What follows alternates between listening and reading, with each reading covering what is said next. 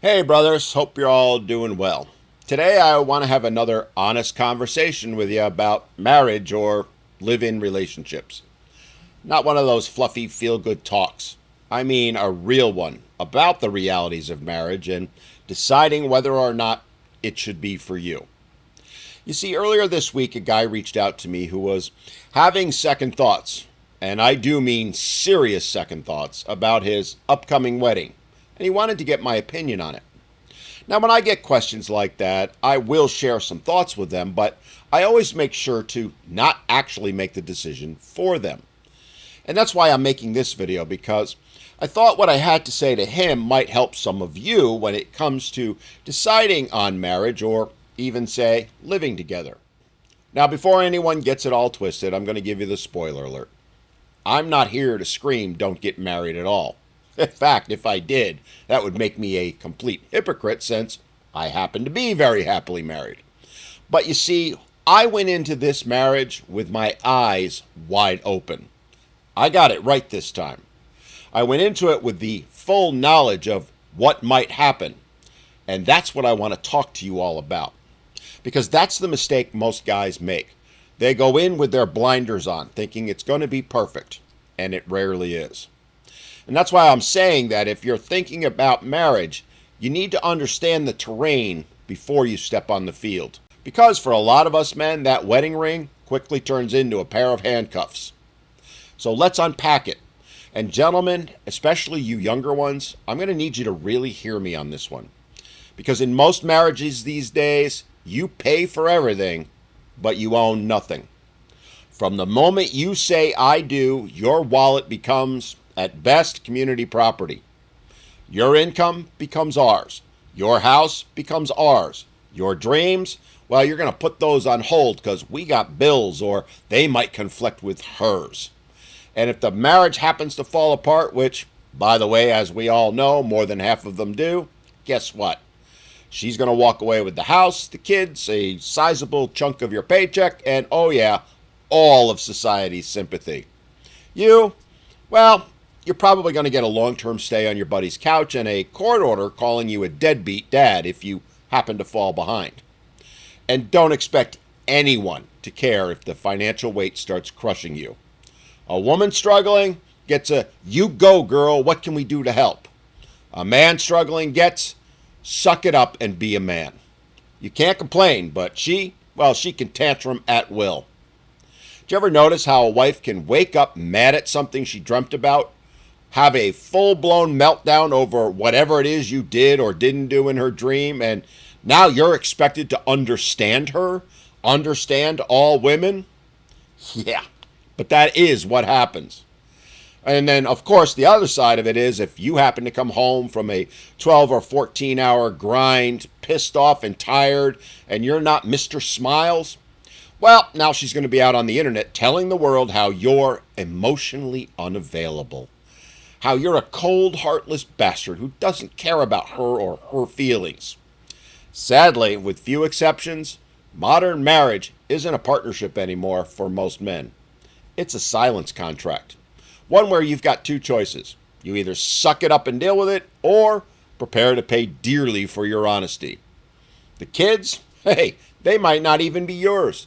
Look at how many stories have come out in the past few years of men finding out months, years, even decades later that they aren't the actual father of their children. I swear every week I hear about another poor dude finding out the kid he's been raising, loving, and sacrificing for isn't his. And what does society have to say about all of that? Well, maybe if you'd been more attentive. Maybe if you'd been more emotionally available to her, she wouldn't have had to cheat. She wouldn't have had to go have a child by another man. Yeah, let me get this straight. She lies, cheats, and deceives for years, and somehow it's still your fault? Yeah, make that make sense. Truth is, the man suffers, but the world worships the mother. Pregnancy, society celebrates her strength. Childbirth, she's a hero. You're the invisible workhorse. You're the one who's running around doing errands, working overtime, skipping meals, losing sleep, and you do all of that without even a lick of appreciation or acknowledgement. Nobody's going to clap for you. Nobody's going to check on you. Nobody gives a damn about you. That is the reality most men are living in these days. The reality where we as men exist simply to serve women. And as I often see with many men in my age group, and what happens when the kids get older, well, the kids will fly mom out for vacations and leave you behind, if they even bother to call or acknowledge you exist. Unless, of course, you just happen to be filthy rich, that is. Otherwise, most children don't even remember dad's sacrifices, but they for damn sure will remember how much fun mom was. Married men die first, and that's not a coincidence. Did you ever notice how married men check out before their wives? Stress, financial pressure, emotional neglect, society's indifference. Decades of being forced to swallow your pain, shoulder your burdens alone, and then pretend that everything's just fine. Yeah, hypertension, heart attacks, broken spirits, that's the result. And after you're gone, well, she gets to take over your assets, maybe remarries, and then the cycle starts all over again. So why do men still marry? Because most of us were raised on the very same fairy tales the women were. Some believe it'll be different for me. Some see the red flags and ignore them. And look, as I said before, and I'm repeating now, I'm not saying don't ever get married. I'm saying you damn well better know what you're signing up for. You better understand the risks, understand the realities, and do your due diligence on the woman you're considering marrying. And the truth of the matter is, she may be perfect right now, but you damn sure better be ready for the fact that she's likely going to change. And do all that and then ask yourself, is the juice worth the squeeze? Don't bet your freedom, your finances, and your future on a hope. Bet it on facts. Because I hate to break it to you, gentlemen, but no one's coming to save you if it goes south.